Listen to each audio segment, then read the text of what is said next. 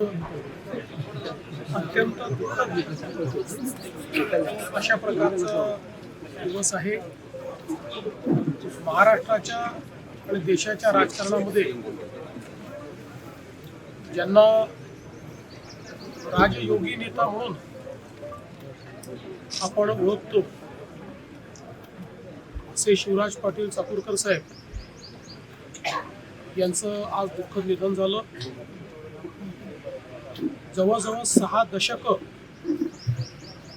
त्यांनी महाराष्ट्राच्या आणि देशाच्या राजकारणामध्ये सेवा केली. लातूरचे नगराध्यक्ष, आमदार, विधानसभेचे उपसभापती, विधानसभेचे अध्यक्ष, त्यानंतर मग लोकसभेमध्ये देखील गेल्यानंतर त्या ठिकाणी मंत्री, लोकसभेचे उपाध्यक्ष, लोकसभेचे अध्यक्ष, देशाचे गृहमंत्री असा एक अतिशय बृहद प्रवास आणि त्यानंतर राज्यपाल असा एक अतिशय बृहद प्रवास हा त्यांच्या जीवनाचा राहिला. आणि या सगळ्या त्यांच्या राजकीय कारकिर्दीमध्ये एक अजातशत्रू अशा प्रकारचं नेतृत्व, पक्षाच्या भिंतीच्या पलीकडे, जाती धर्म भाषेच्या भिंतीच्या पलीकडे नेहमीच त्यांचं नेतृत्व राहिलं. आणि संपूर्ण एवढ्या मोठ्या राजकीय आयुष्यामध्ये कधीही एक डाग देखील त्यांच्यावर लागला नाही, कधी कुठला भ्रष्टाचाराचा आरोप देखील त्यांच्यावर झाला नाही. अतिशय स्वच्छ चारित्र्य हे त्यांनी त्या ठिकाणी ठेवलं. उत्तम वक्ता म्हणून त्यांची ओळख होती.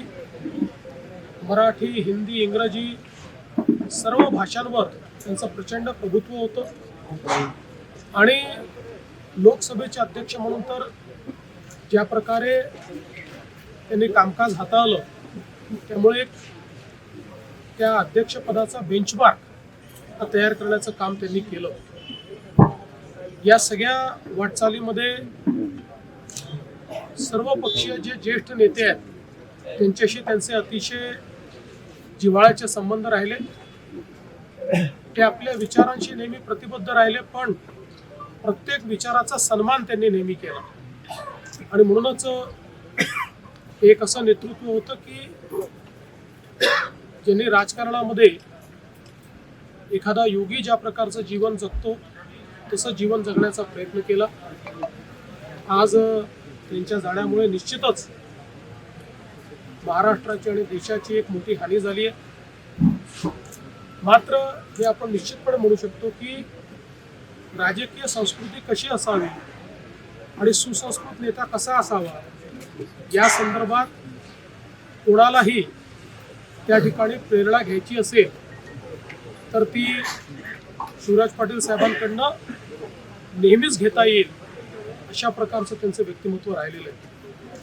वैयक्तिक माझा देखील त्यांच्याशी संबंध आला आणि मला आजही आठवतं की माझ्या मागच्याही कार्यकाळामध्ये ज्यावेळी मी काही चांगले निर्णय केले त्यावेळी समोरून स्वतः फोन करून हा निर्णय चांगला आहे, या निर्णयाचा फायदा होईल याबद्दल अभिनंदन करणारी अशा प्रकारची त्यांची एक मला असं वाटतं वृत्ती होती की ज्यातनं चांगल्याला चांगलं म्हणण्याचा एक नेहमी त्यांचा भाव असायचा. अनेक वेळा त्यांच्याशी भेटी व्हायच्या. अतिशय कुठल्याही गोष्टीचं सविस्तर ज्ञान असल्यामुळे त्यांच्याशी बोलणं हा देखील एक मला असं वाटतं एक पर्वणीती असायची. आणि आपल्याला सगळ्यांना कल्पना आहे की तसं अतिशय जबाबदार अशा प्रकारचं त्यांचं रूप होतं. एक नेता म्हणून त्यांच्याकडे पाहिल्यानंतर विश्वास वाटायचा अशा प्रकारचं त्यांचं नेतृत्व होतं. त्यामुळे निश्चितच सर्वांना त्यांची आठवण राहील. लातूर शहराला, लातूर जिल्ह्याला तर त्यांचं इतकं सानिध्य लाभलं. 7 वेळा लोकसभेला आणि 2 वेळा विधानसभेला ते इथनं निवडून गेले. त्यामुळे निश्चितच एक मोठी पोकळी आहे. मी महाराष्ट्र सरकारच्या वतीने आणि महाराष्ट्राच्या जनतेच्या वतीनेही त्यांना विनम्र श्रद्धांजली या ठिकाणी अर्पण करतो. आणि त्यांच्या कुटुंबावर आणि जे बृहत कुटुंब आहे, जो मित्र परिवार आहे, या सगळ्यांवर ही जे काही या ठिकाणी दुःखाचं संकट आहे त्यातनं बाहेर निघण्याकरता ईश्वर सर्वांना शक्ती देव, अशा प्रकारची ईश्वरचरणी प्रार्थना करतो. अशा अनेक आठवणी आहेत. तुम्ही जसं मगाशी सांगितलं की जलयुक्त शिवार योजनेच्या संदर्भात त्यांनी मला स्वतः फोन करून माझं अभिनंदन केलं होतं आणि त्यानंतर आमची भेट झाली. त्यावेळेस जवळपास अर्धा तास ते जलसंधारणाचा हा जलयुक्त शिवारचा कार्यक्रम कसा ट्रान्सफॉर्मेशनल आहे आणि तो कसा महाराष्ट्राच्या विकासात मैलाचा दगड ठरणार आहे या संदर्भात त्यांनी मला खूप चांगल्या पद्धतीनं त्या ठिकाणी सांगितलं. अर्चनाताई देखील ज्यावेळेस आमच्या सोबत आल्या त्यावेळेसही साहेबांनी सांगितलं मी तर जिथे आहे तिथेच मी जीवनभर राहणार आहे, पण आता त्यांनी जो मार्ग स्वीकारलेला आहे माझ्या त्यांना शुभेच्छा आहेत आणि तुम्ही उत्तम प्रकारे त्यांची काळजी घ्या आणि चांगलं सुसंस्कृत राजकारण झालं पाहिजे याकडे लक्ष द्या, अशा पद्धतीनं त्यांनी त्यावेळेस भावनाही व्यक्त केली होती. त्यामुळे अनेक असे अनुभव आहेत ज्यातनं त्यांचं मोठेपण हे निश्चितपणे आपल्याला त्या ठिकाणी स्पर्श करून गेलं.